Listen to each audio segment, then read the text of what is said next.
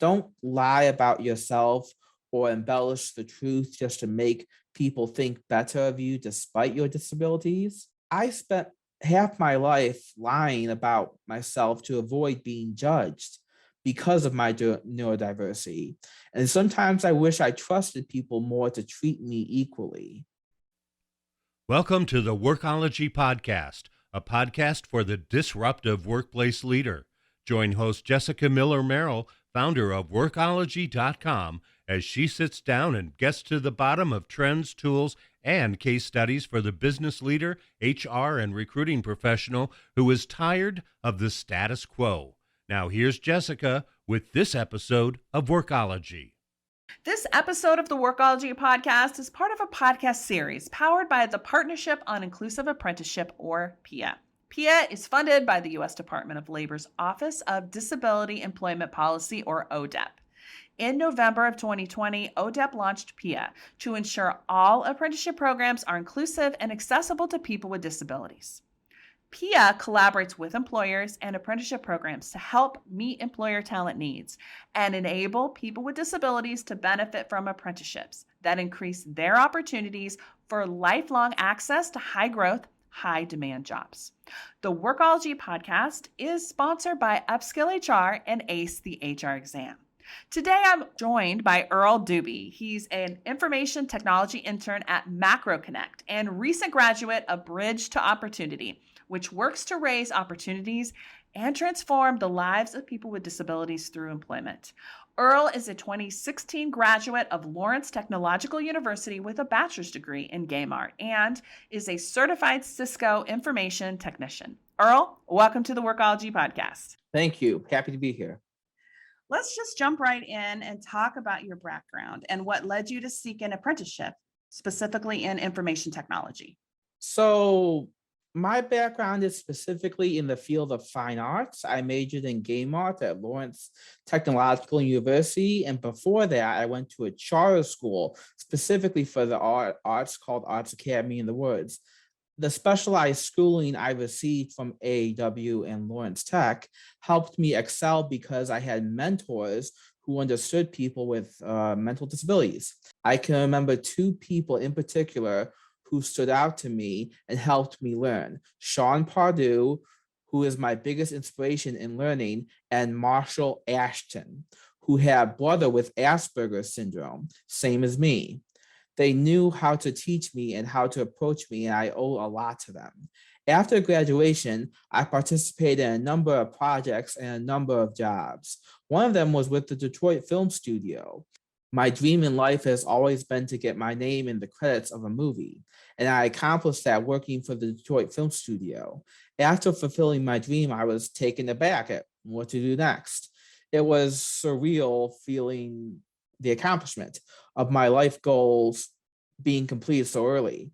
I turned to one of my uncles who suggested I take up a new field of study known as information technology.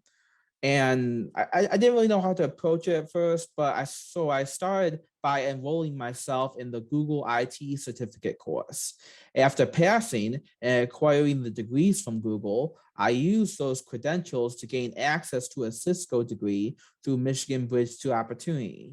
I was told many times that there's a job in IT for everyone, even an artist. So I wasn't discouraged by my background and kept pushing through with my family cheering me on. What a great story, Earl. And I love that you fulfilled your lifelong dream so young. I think that's awesome. But it also is like, what the heck am I supposed to do now? Yeah. I was like, it was surreal for me. I was going like, should I keep pushing or should I choose a new road? And I chose a new road.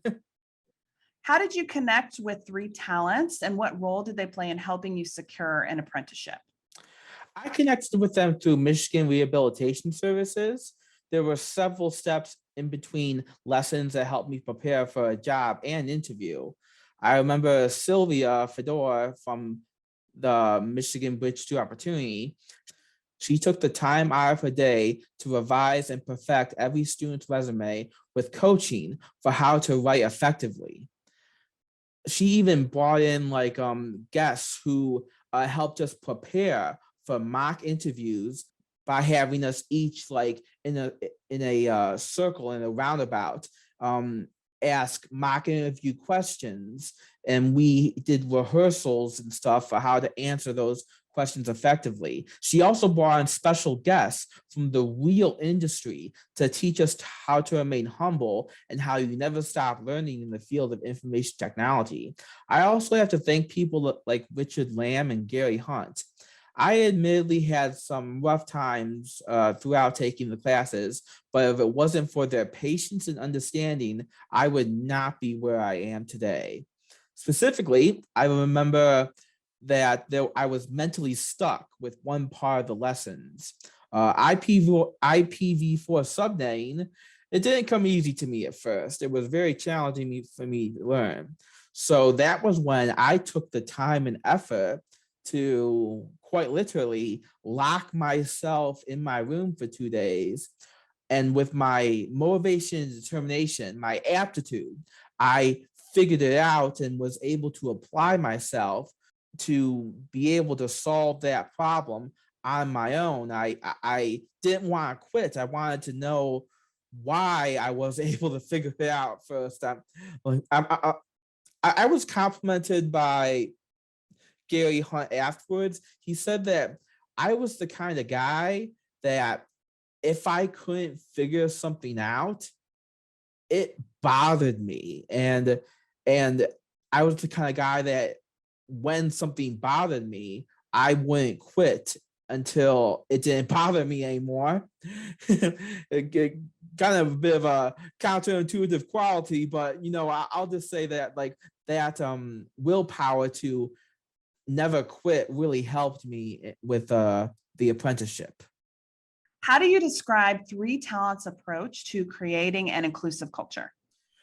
Three Talents was intent on treating everyone with respect despite their disabilities. The classes were spread apart in a way so that regardless of the size of the class, there was always someone to help you if you fell behind. Not only that, but a lot of people in the class, like myself, even tutored some people who did fall behind. We were kind of like helping each other out if one of us wasn't quite getting it. And like I said, we had guest speakers from around the world who had disabilities like ours. One of them was from South Africa, who was, for lack of a better term, she was the pinnacle of success in a job that would normally be judgmental towards others. Forgive me, I'm blanking out on her name, but she was a fantastic guide and taught me a lot about how to present myself in the best way to future employers.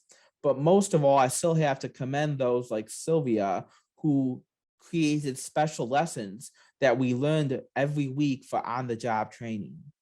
I love that. And how amazing that you are helping lift up other students in the class, number one, to ensure everyone's collective success, but how many great people that you're able to connect with that you could learn from and really see and understand how they were navigating the world of work.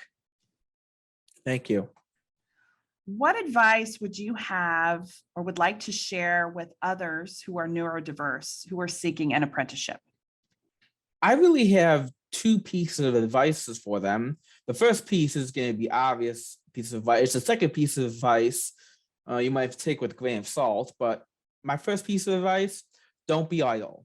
Every day you come home from your regular job, you should make an effort to learn a new skill that can help you land a better job. I remember coming home every day from my job at the movie theater to take an online class in coding in Python. Even before I started pursuing a job in IT, I remember coming home every day from my job at the grocery store to work on a music video that I would submit to a contest at a convention. You should really know to always be expanding your surroundings of what you can learn that can help you further your career opportunities. And it's funny because even though I taught myself Python and how to code even before the IT classes began, it still didn't prepare me for the IT classes because I still learned all new stuff. But it was all this stuff I was learning in my free time that I had the drive to learn. I really didn't offer myself a moment to sit still. Believe it or not, I even lost interest in video games for a short while, all in an effort to push myself towards the goal of finding a better job with better pay, opportunity, and people. I would say the mindset that you can't do something is false when you take the time to learn it and get good at it. Now, the second piece of advice, like I said, you'll have to take with a grain of salt, but I want to tell this to pretty much everyone, especially those who don't have too much, faith in themselves, or maybe have doubts or very little motivation. I would like to give some unique advice to them. Have an ego. And I don't mean that in a negative way, because if you don't have an ego, something to drive you to always get better and better, you'll lose motivation and ultimately determination. I guess you could say without an ego, you would not have the willpower to try new things or seek new opportunities to learn. I know it was my ego that allowed me to find the spirit to never quit, even when times got tough or I lost a job. When there are people out there in the world like me, you lose a lot of opportunities simply because you have a mental disability and employers second guess hiring you. So yeah, honestly, having an ego can help you not only stay focused, but keep moving despite any hardships you will face along the way. I'm still stuck on the fact that you taught yourself Python. Like I heard that and I'm like, holy cow, so impressive. Yeah. I also wanted to ask you, what advice would you give them to support their success? The answer I have to this question, once again, I'm gonna sound like I'm gonna sound a little harsh, but it's for the best when I say it like this.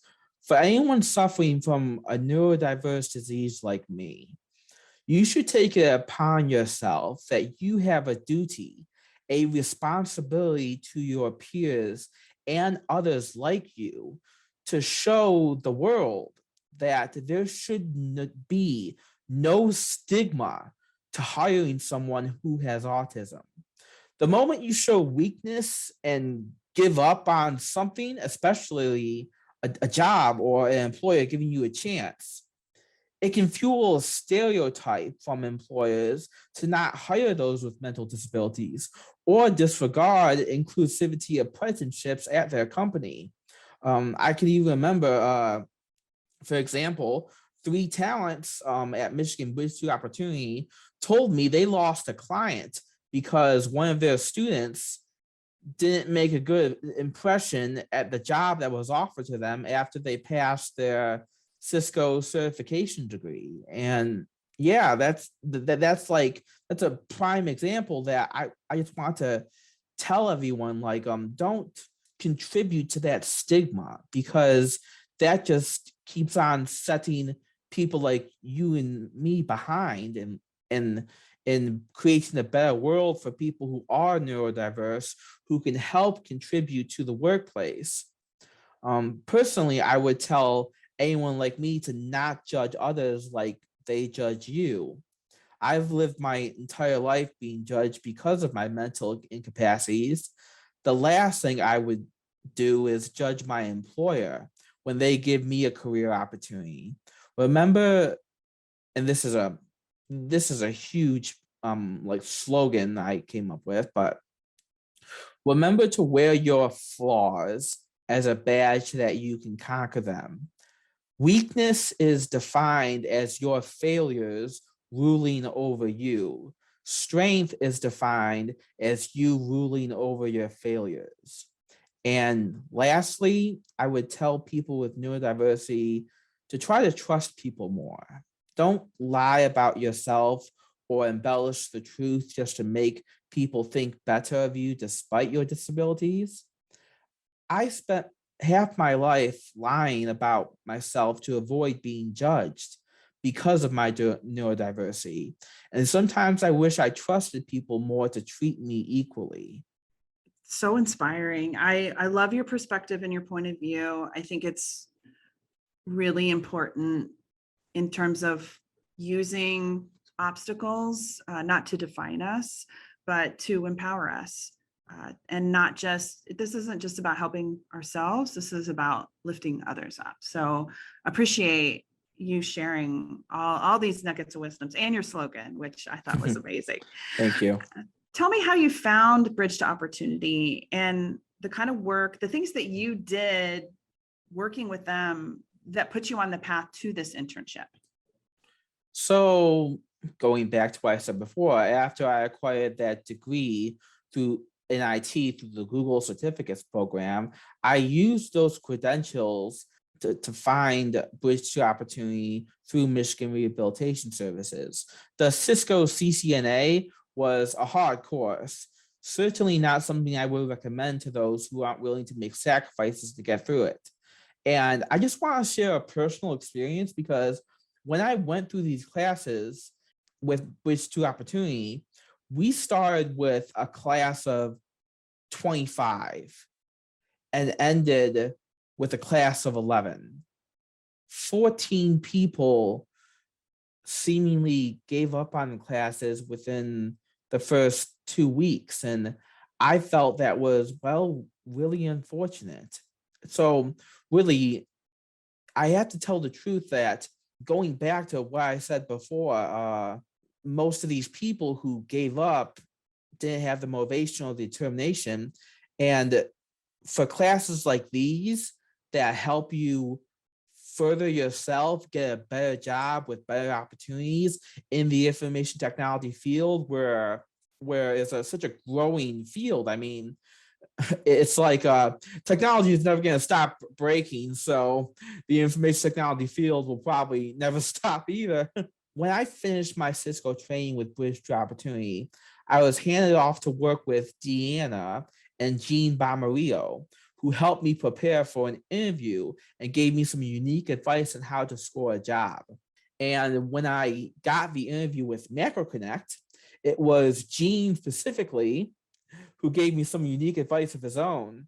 He told me that even though I rehearsed and prepared myself for any question that I was going to be asked in the interview, he said, Earl, you're going to have to shoot from the hip on some of these questions if I want to impress the interviewer for the job. There was no scripting every answer perfectly for the job interview with MacroConnect. I specifically remember using my own judgment during the interview process to impress the people at MacroConnect.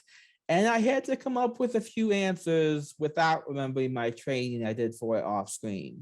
But once I got through the process, it was all worth it to have a job in the information technology field. Well, I can say you were doing great, unscripted. Those who are listening are going to hear a flawless interview, but there's always technical challenges and things that are happening behind the scenes. So I'm not surprised that you were flexible and fluid in your interview, no matter what questions were thrown at you. That's it's not an easy thing. So hats off. Thank you.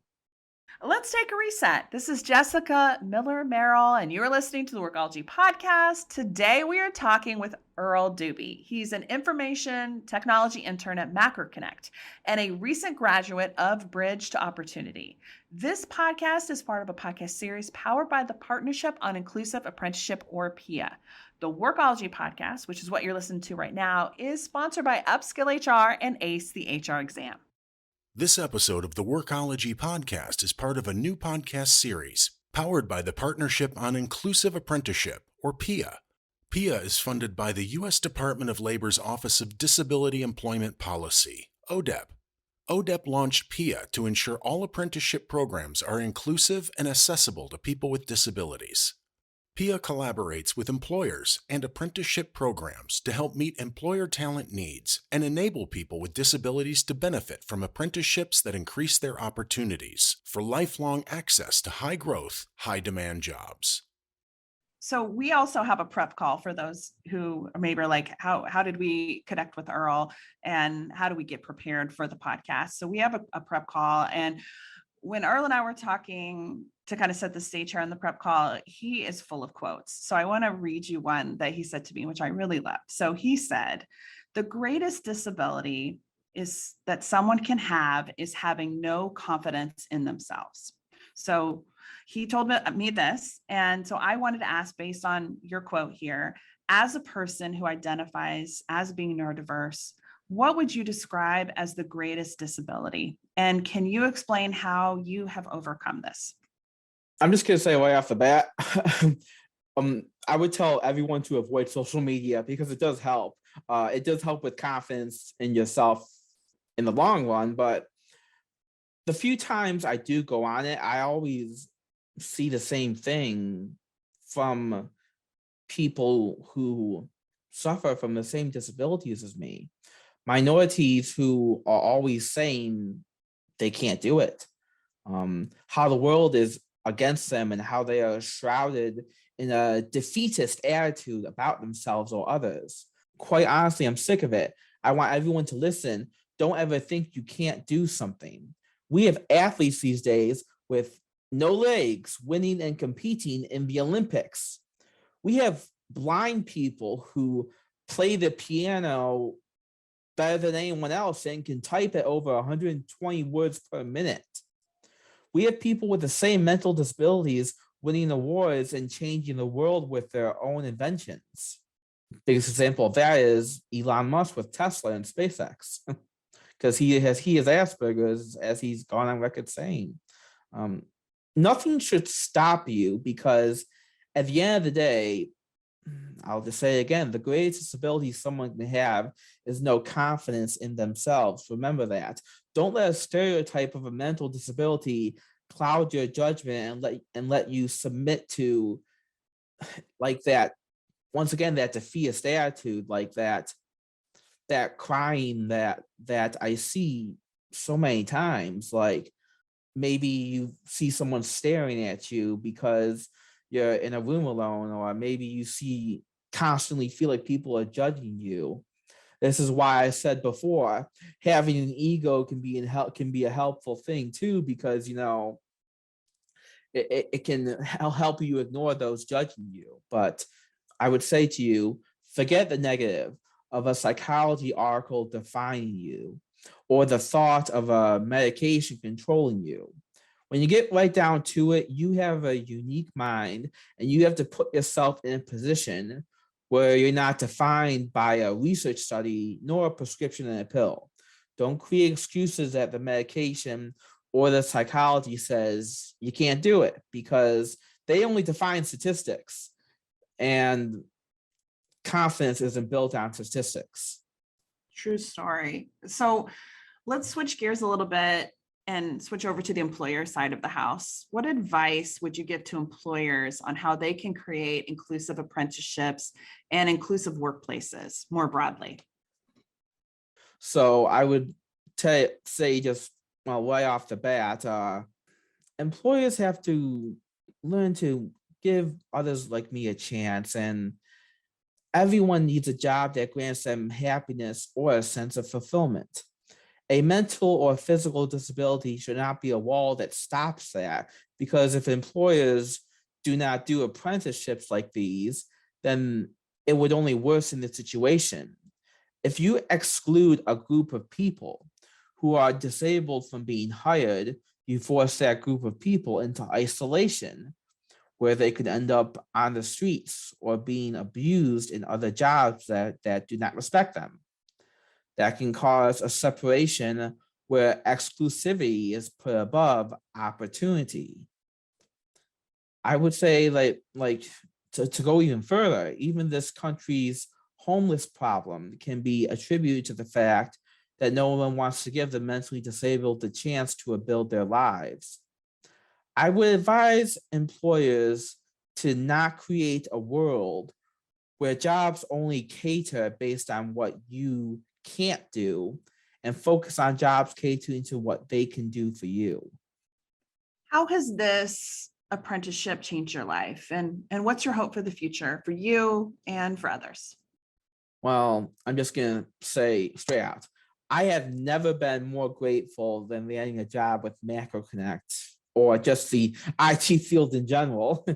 And being a part of the information technology industry is really, I'm just going to say it right now. Even if you take the Cisco classes and the CCNA and the routing and switching exam, like you still won't be prepared for day one in the job in the field, because you'll be learning things that's hands-on with people who are better than you, with people who want to support you, with people who want to work with you. And like I can remember my first week in the IT field. I was putting some laptops in a cart, and a teacher called out to me and said, hey, computer guy. And I turned my head. It was funny how I answered to that, and I kind of liked being referred to that. But this is a once in a lifetime opportunity that gave me this chance to have a sustainable job with financial benefits that can lead me towards a career where I shouldn't have to worry about rationing my spending or worrying about the future. The field I'm in right now is all about the future, because there will never come a day where technology stops breaking or technology stops improving, for that matter either. The field of IT is constantly growing in a world that's continually digitizing its documents, its workplaces. There's even been a few times where some jobs in IT are done entirely remotely. On the other side, my hope for the future is that more employers hear my story and my voice, so that they see that a mental or cognitive impairment should not be a reason why someone should not be given an opportunity to have a fulfilling job that makes them happy. To look at their credentials or their accomplishments before they read in between the lines of a new study finds. Well, that's what I hope too from all of this, Earl, and that's why we have great employees who are doing awesome things and going through programs and apprenticeships here on the podcast, so that we can change the workplace together. So I really appreciate you taking time to chat with us. I am going to have a whole host of resources on the transcript of this podcast over on Workology. We'll have a way to connect with Earl. You can learn more about Bridge to Opportunity, as well as some other podcast episodes. I would encourage you, as well as other resources, I would encourage you, the listener, to check out to learn more. So thank you so much for Earl for taking the opportunity to chat with us and share your story. You're welcome. And if I could do one quick shameless plug, I'll say I have my own website that everyone on this podcast listening can check out, earldube93.com. We'll also include that in the resources. So easy click right over to earldube93.com. Thanks again, Earl. I really appreciate it. You're welcome. Happy to be here and give such an inspiring speech to anyone who might be in my position or might want to try a field like I in right now. I love these interviews when we talk directly to students, apprenticeships, and interns who are going through and have received specialized training in order to gain employment at organizations like Macro Connect. I love hearing directly from them, because it really puts us in a place where we can fully understand the impact that we as employers truly have on employment for all people, but especially people with disabilities. This is such an interesting area of focus for HR professionals, especially those who have helped support mentorships and apprenticeships in their own careers. Being able to hear directly from someone who is participating in an internship or apprenticeship program is so important and so valuable. And I appreciate Earl for sharing his expertise and his story with us today. A special thank you to Pia, who is powering this podcast series, and a special thank you to our podcast sponsors, Upskill HR and Ace the HR Exam with Workology. Personal and professional development is essential for successful HR leaders. Join Upskill HR to access live training, community, and over 100 on-demand courses for the dynamic leader. HR Restart credits available. Visit upskillhr.com for more. This podcast is for the disruptive workplace leader who's tired of the status quo. My name is Jessica Miller Merrill, and until next time, you can visit Workology.com to listen to all our Workology podcast episodes.